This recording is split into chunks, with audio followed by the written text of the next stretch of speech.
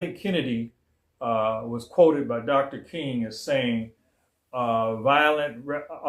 peaceful revolution made impossible makes violent revolution inevitable.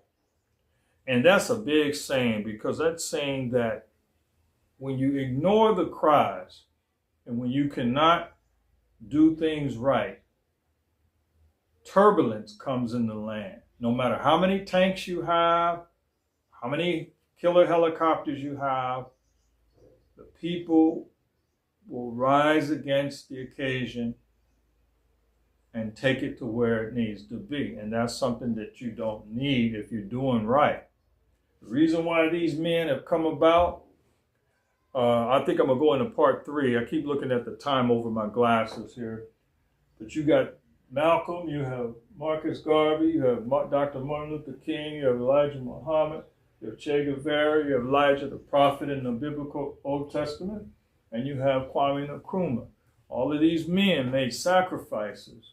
But one of the reasons why some of these men were necessary, the reason why they came on the scene, is because of the blood that was on the hands of those who had the authority to do what's right, and they didn't do what's right. So these guys cried out against them.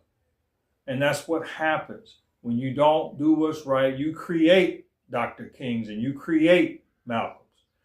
One brother said, I believe his name was H. Rap Brown, I can't think of his Muslim name, but he said that the white community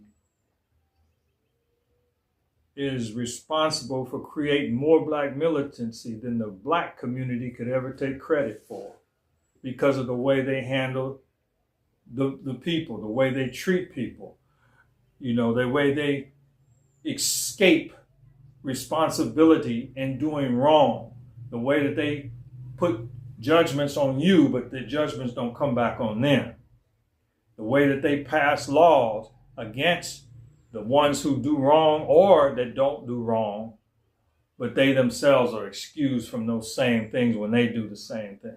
They excuse themselves. There's blood on their hands. That kind of blood gets you nowhere with the people. It gets you nowhere with the Creator. And so, what are you scared of? If you own all the Navy, you own all the Marine Corps, who can bother you? Who can touch you? Nobody but the Creator or the people themselves. So,